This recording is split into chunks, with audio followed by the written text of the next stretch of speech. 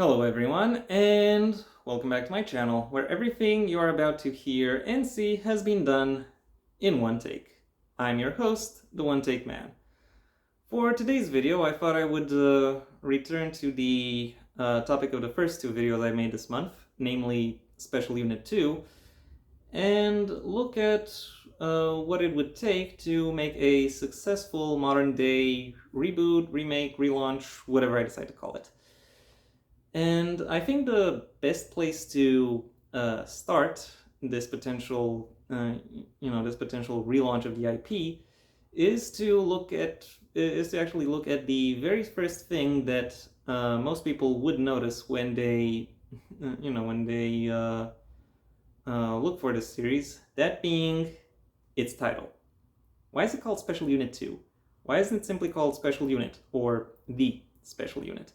I am pretty sure there is an out-of-universe reason for that to be the case, like some exec decided that would be the best potential name.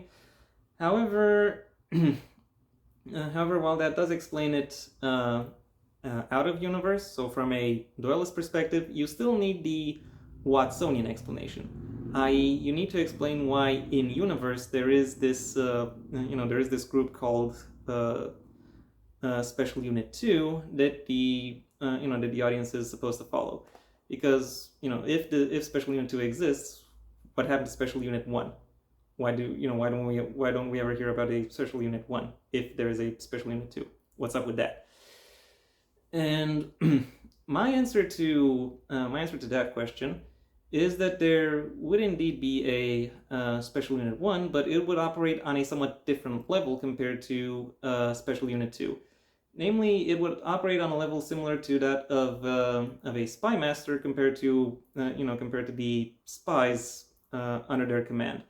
So, which in practice would mean that the Special Unit 1 would function as something of a command hub for a specific region that and said region where that Special Unit 1 would be the command hub would then be split into various smaller regions within which individual Special Units 2 could operate. It has actually been mentioned in Season 1, Episode 4 that there is only one Special Unit 2, namely the one in Chicago, even though the show itself actually mentions on several occasions that the links, aka the monsters and villains that the show is built around countering or containing, are in fact active not just throughout the entirety of the United States, but throughout the entire world. So for there to only be a Special Unit 2 in Chicago doesn't really make sense. It is likely that various other cities and areas will have come up with their own equivalents to Special Unit 2 that would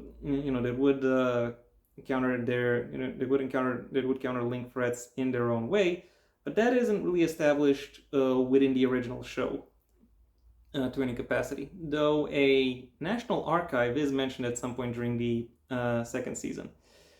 For my money, however, I think that would be the more plausible arrangement, for there to be a Special Unit 1 that would work as a regional coordination center, or as a coordination center for a larger front or theater, and this theater would be split into several regions, where and within each of these regions a particular Special Unit 2 would operate. But the show itself would still follow the one that is headquartered in Chicago. That being said, while it is headquartered in Chicago, its activity domain, its region, wouldn't solely be the city of Chicago. They would periodically go outside and interact with a variety of other communities, because I think that would allow the stories to to expand a little bit and fully get into their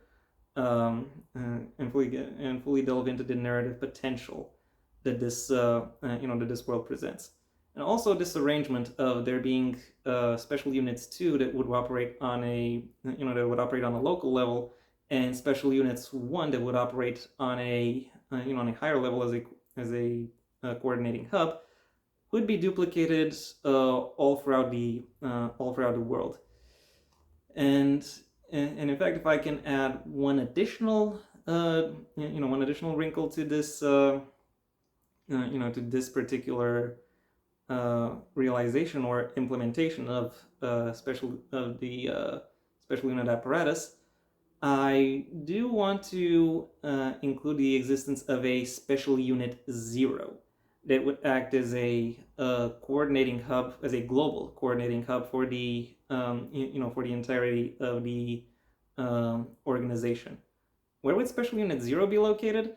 Well, I think the best the best answer would be to put it somewhere between Mesopotamia in modern day, which is in modern day Iraq, and the Indus River Valley in the northwest of India. So somewhere between those 2 points, which coincidentally, or maybe not really coincidentally, is actually the place where a lot of the earliest permanent human settlements will have been created. Does that mean that special unit 0 or any predecessor institutions will have existed throughout the entirety of human history? Well, in short, I actually think that the answer is yes. Because keep in mind, the idea behind behind the original premise of the show is that is that the monsters that it pursues, the lynx, are in fact offshoots of various pre-modern human hominid species, which rather than going extinct, have instead kind of gone into hiding and have interacted with humans throughout all of history, to the point where they inspired a lot of folklore about supernatural beings. So I'm really just taking that idea to its to its logical conclusion, namely that if lynx will have existed for longer than humanity or than modern humans, then it makes sense that modern humans will have interacted with lynx for as long as they have existed. Therefore, it makes sense for there to be organizations where ways in which these lynx can be countered and fought off. It would make sense for there to be such organizations that would find and catalog ways in which these lynx can be beaten, defeated, or otherwise their threat could be contained or nullified. If we assume that Special Unit 0, would have a history that is as long as the history of human settlements, well, then that means that it would be an association that would be so broad and so old that it would actually need its own internal historians to actually keep track of everything that's been going on throughout their history, and of everything that they've ever encountered, in order to keep a at least somewhat functioning archival system. Think about how the Vatican employs its own own people to do a lot of archival work, but on a little bit broader scale. Also, I would not be surprised if in universe this special unit apparatus will have inspired a lot of conspiracy theories surrounding secret societies, and in fact, I actually think that would enhance the story in plenty of meaningful ways. So so it is for these reasons that I think this would be the best way to bring this kind of story into, or the best way to really bring this kind of for this kind of apparatus to really come into its own within the narrative. Anyway, that's enough about about the main organization that the central cast of this show would be a part of.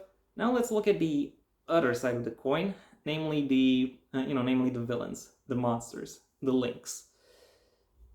As I've already mentioned, the original premise of the show is that lynx are various offshoots of various hominid species. However, if you look at the actual if you look at the actual villains or monsters or more broadly antagonists that the that the Special Unit 2 faces off against, you will find that they've actually played pretty fast and loose with the idea that that links are in fact offshoots of earlier hominid species. So if the show that actually came up with that restriction doesn't want to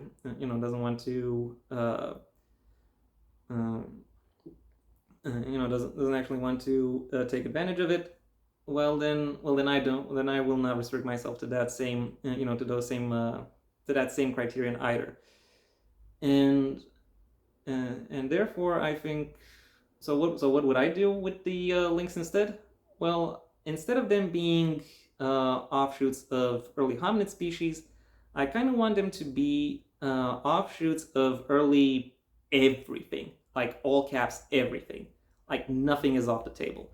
A link, particularly a link, could be literally be anything from anywhere from any time, and therefore, which therefore means that the central cast could face off against the opposition as varied as a super intelligent bacteria colony, all the way to a city-sized flying squid. Though I imagine that the bread and butter, or the main threats they would be facing would still be somewhat humanoid, as in having the same relative size and shape as modern humans, with some variance here and there to allow for something like a chupacabra. Just saying. Another point of variance that I want to bring within amongst the links themselves is actually revolves around their sentience, because the original show kind of had all of them at roughly the same level of sentience, even though one could argue there wasn't really much of a reason for that, and there definitely isn't as much of a reason for that within this within this new take on on the world or on the intellectual property. So I kind of want to vary them up. I want to vary that aspect of them, even if only a little bit, with these with these links varying from having an animalistic level of intelligence, or maybe even slightly lower, like that of a moss or a fungal colony, all the way to potentially being beyond human intellect. And within this particular spectrum, I imagine there would be plenty of places for pro-social behaviors to develop, with a variety of links potentially creating various communities and cultures that that the special unit apparatus would have to interact with. In effect, the roles of the central cast would not be as simple or as basic as those of law enforcement, but rather they could take on roles that would range from exterminators or pest control on one end, and diplomats and politicians on the other. I wouldn't rule out there to actually be some links that would work within the special unit apparatus itself, either because they are true believers in the cause of the special unit apparatus, or because they were forced into it through whatever means, or because they want to use the apparatus of the apparatus that the special unit organization puts at their disposal in order to keep some third party in check, or because someone could be genuine infiltrators who seek to learn about the procedures and equipment of this organization in order to be able to subvert it. So yeah, the threat becomes a little bit more complex in order to actually match the organization, and that level of complexity will also have to mirror the activities and appearance of the central cast, because you can no longer just have two cops going out and doing whatever they want. You really have to go in order to fully satisfy the broad complexities that that fulfilling such a role would require, you do need you need to follow a somewhat broader central cast, one that rather than mirroring the 70s show that the 70s shows that especially the original Special Unit 2 was quite obviously copying. It would instead, this new show would instead copy the likes of CSI, its spin-offs, and various other contemporary police procedurals. Because I think that's how most of the narrative potential of this show could be fulfilled. Who would be within the central cast? Well, I'll cover that next video. For now, I would like to say thank you very much for listening to my remake proposal. If you've enjoyed it, well then please like the video, maybe even share it wherever you think other people will also like the video. If there is anything you'd like to add, either to the either to the main concepts behind my proposal or to the various or to the various suggestions thereof, well, that's what the comment section is for. And if you want to see when my next video gets released, well then please subscribe, and ideally also ring the bell or do whatever else YouTube will ask of you in order to keep you notified. I also have a main channel where I talk about the print medium and various selected works therefrom, a link to which you can find in the description down below, right past my social media links, which I also suggest you check out should you choose to. If you want to hear more about my thoughts on various works outside of the print medium, well then I suggest you stay on this channel and go for my extensive backlog of